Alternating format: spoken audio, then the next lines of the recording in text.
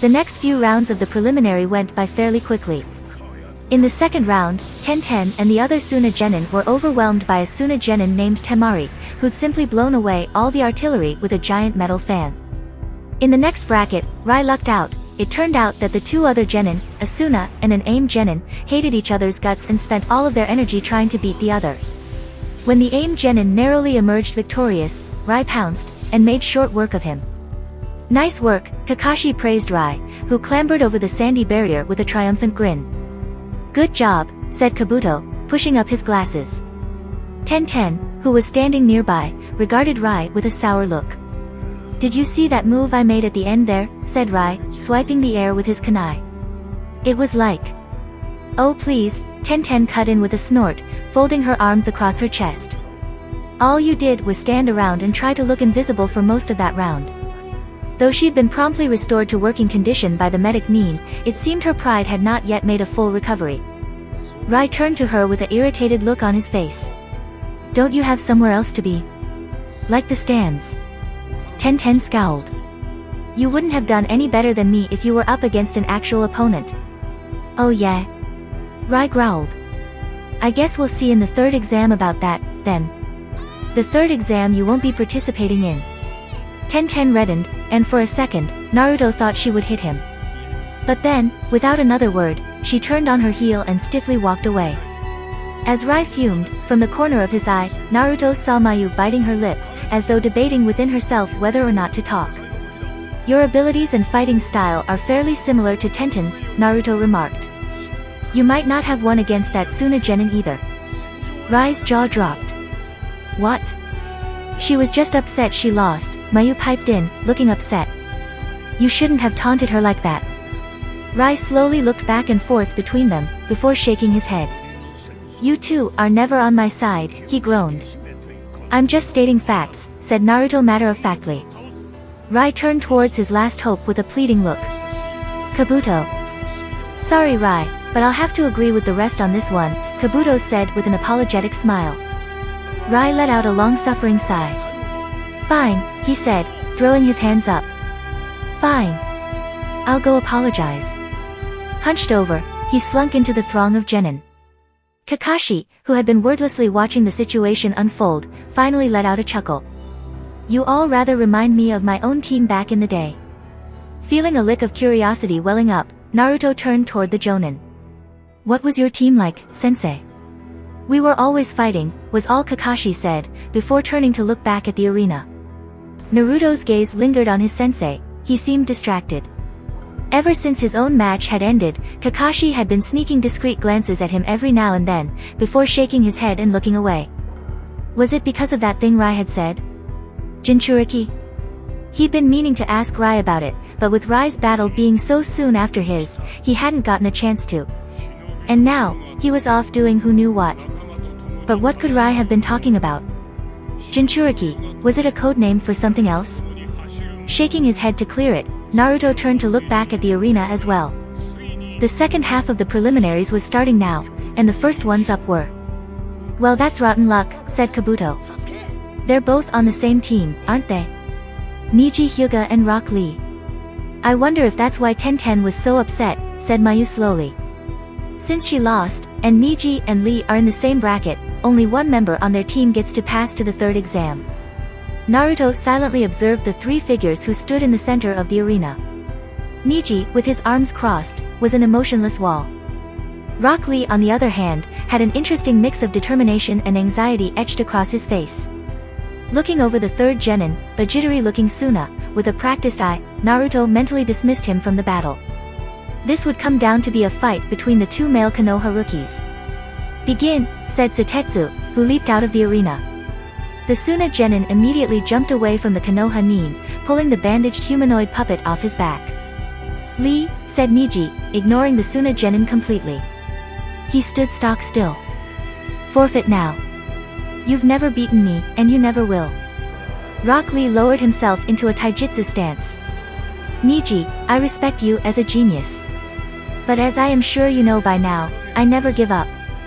Niji shook his head, and lowering himself into a stance, the veins around his eyes bulged outwards as the boy activated his infamous heritage. The fight was over in less than 5 minutes. At first, Lee seemed to be moving too quickly for Niji to follow, making sure to stay out of his reach. When the Suna Genin distracted Niji with his puppet, Lee finally jumped in for his attack, but unfortunately for him, nothing got past the Byakugan's all-seeing power. As soon as Lee was in Niji's reach, it was all over him. With what seemed like a series of gentle jabs to Lee's torso and legs, the boy crumpled to the ground. The Suna Genin soon followed after, being easily incapacitated with a few jabs to the hands controlling the puppet. The winner of preliminary round 4 is Niji Hyuga. Without a look back at his teammate who still lay on the ground, Niji left the arena.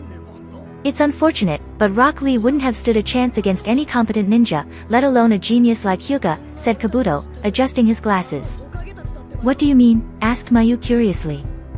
He can't use any ninjutsu or genjutsu. It's amazing that he's come this far with just taijutsu, but this is where the road ends for him, came the answer. They fell silent, and soon after, Kabuto excused himself, returning to his teammates. It took a second for Naruto to realize that Mayu had also wordlessly begun walking towards the arena. Naruto's gaze lowered to her trembling hands, and he let out an internal sigh. With that kind of mentality going in, he doubted she'd come out victorious. He looked towards her opponents. Fu and another AIM Genin were already waiting inside the arena.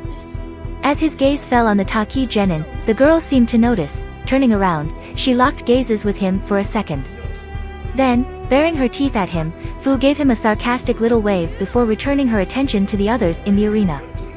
Bemused, Naruto cocked his head, his thoughts returning once more to Rai's words and Kakashi's strange reaction towards them. Fu, he said her name out loud quietly. Rai had called her a Jinchuriki, but what did that even mean? Maybe Rai had been messing around like usual, and it hadn't meant anything.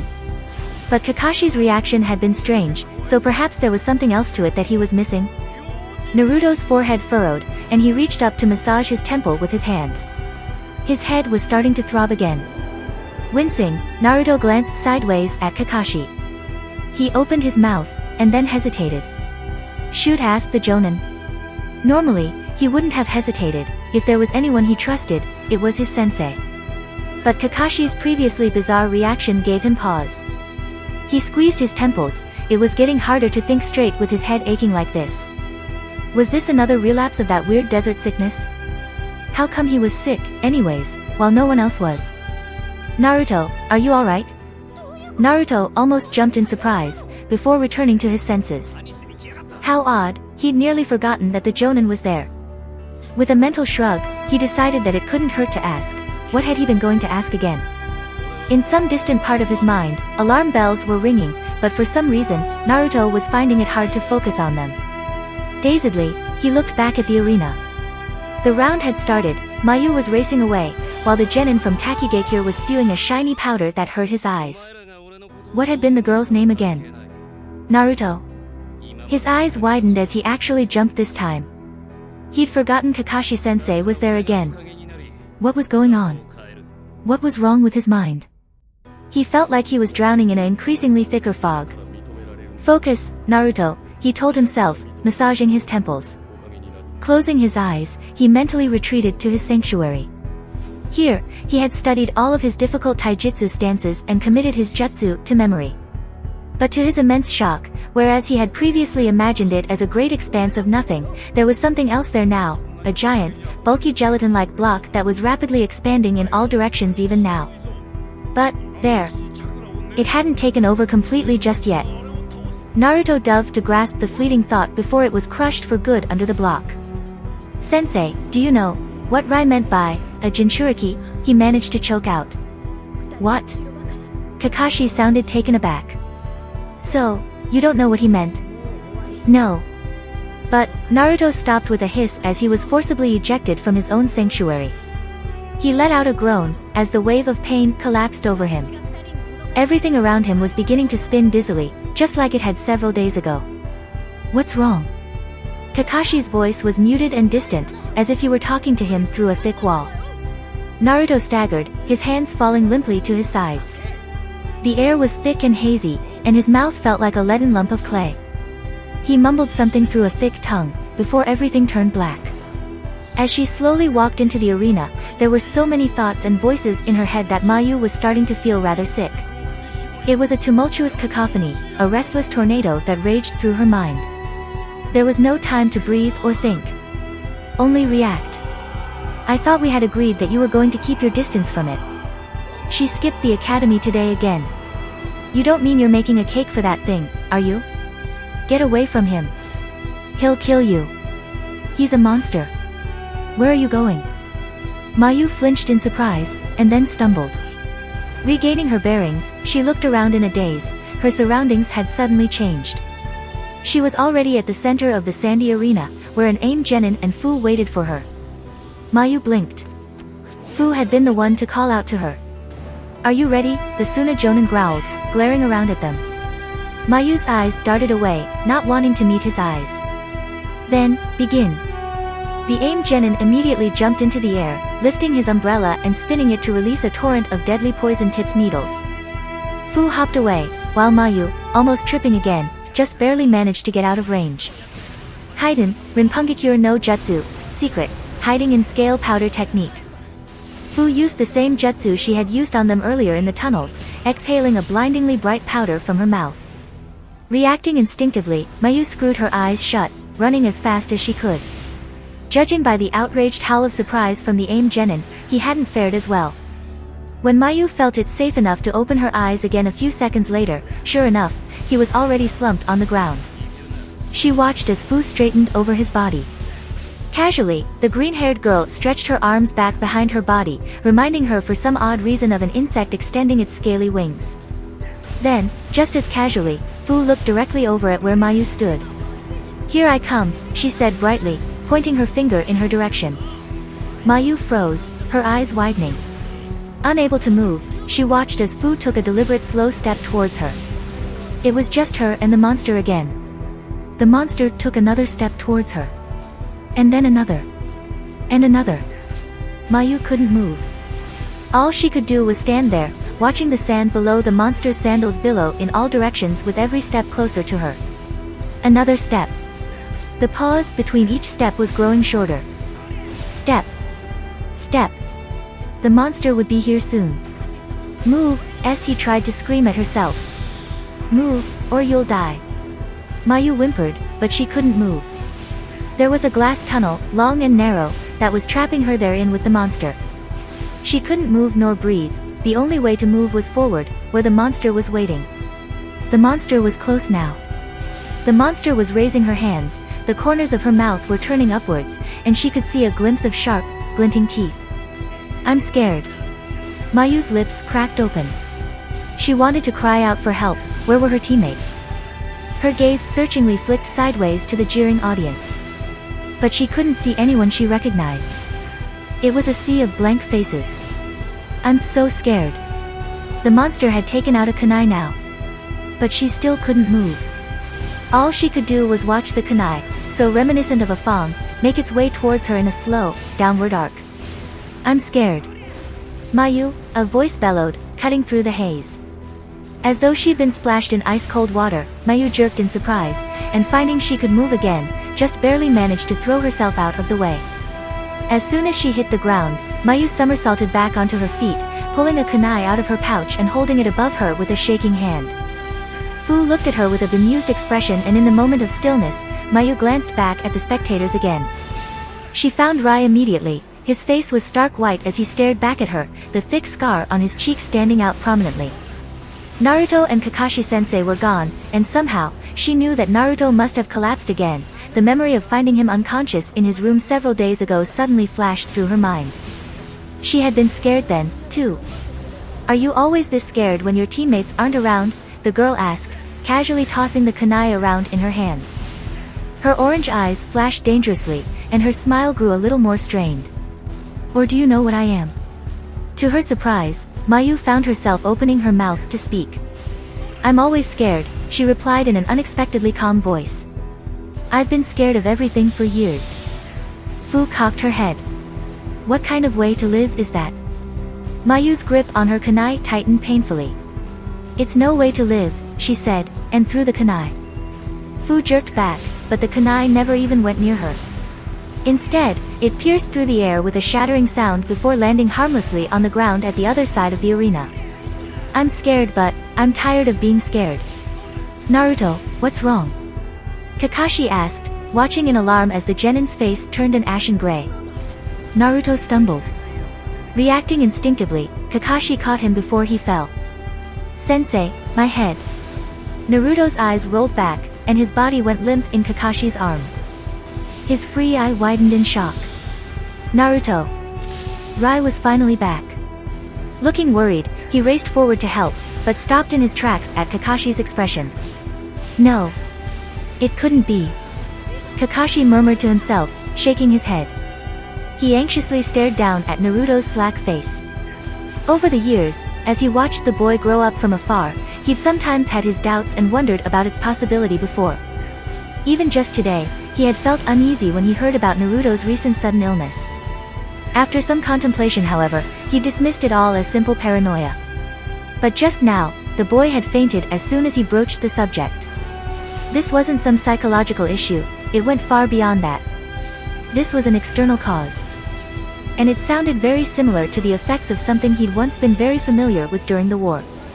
It couldn't be. He repeated miserably. That couldn't be what he meant. What are you talking about, Sensei? Rai said, sounding upset.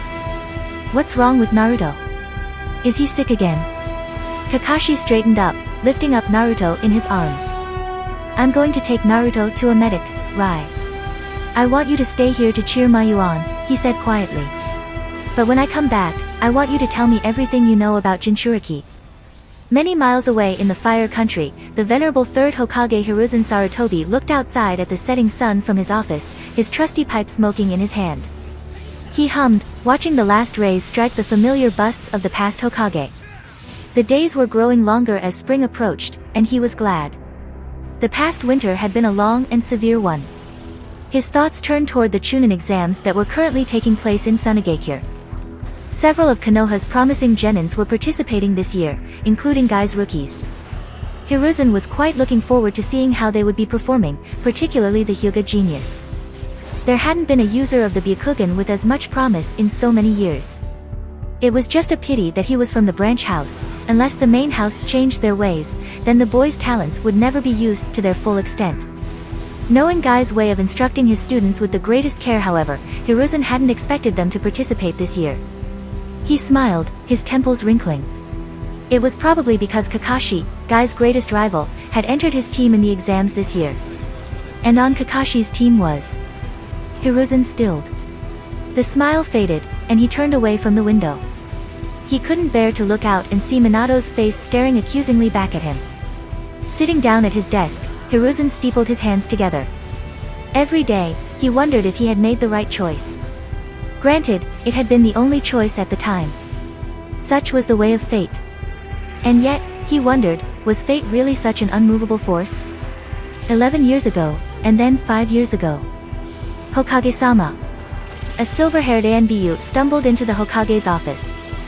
There were several Chunin standing in front of the Hokage, but ignoring protocol, he ripped off his animal mask to reveal his face. Dog! Hiruzen admonished. The Chunin beside him immediately averted their eyes. Hiruzen signaled for the Chunin to leave before turning to face the upset young ninja standing before him. What is the matter? Is it true? Kakashi demanded, once all of the Chunin had filed out of the room. That the Nine Tails attacked? And that there were casualties? Yes, said the elder shinobi heavily. But, how? Hiruzen raised his hand. Now is not the time. It will all be explained soon. For now, know that it has been subjugated and resealed back in its host. Kakashi's eyes narrowed. And what have you done with him? The boy was understandably distraught when he reached consciousness. For now he's been put to sleep, while the counselors and I discuss what to do with him. It's true then, said Kakashi quietly. That the council wants him dead? There have been some suggestions concerning different ways of quelling the host. Kakashi slammed the wall with his fist. Naruto's still just a child. You can't blame him for something like this. And I don't, said Hiruzen gently. You need not worry for him, he has been put under high security guard to prevent anything from happening to him. More like you're putting him under guard so to make people feel more at ease. Kakashi muttered. Even though the Nine Tails has been resealed, he is still a danger, Kakashi. Hiruzen shook his head wearily. Especially with the state his mind is currently in, most likely, he and the other witnesses will have to have their minds wiped of the memory. And then... The boy turns 6 tomorrow, yes, said Hiruzen, clasping his hands behind his back. He turned to Kakashi. I think it is about time he has begun to be trained. He will be placed back in his apartment by tomorrow morning, with no memory of today's events. Could you bring him to my office then? Kakashi numbly nodded. He didn't seem altogether pleased, but he seemed reassured that the Hokage had not given in to village pressure and dealt with his teacher's son much more harshly. Turning around, the ANBU left without another word. Hiruzen sighed as the door slammed shut. As upset as Kakashi already was, he hadn't thought it prudent to fully clue him in on everything that was to be done regarding the boy. He himself would have preferred any other possible alternate method. But it had been the only way to pacify the counselors while giving him as normal a childhood as possible. Such a potent seal, he murmured to himself. Minato would be furious to know his own creation would be used on his son. He looked down at his lined hands silently. He would do the deed himself. All the blame would be his. If you like this content, don't forget to like and subscribe. See you later, bye bye.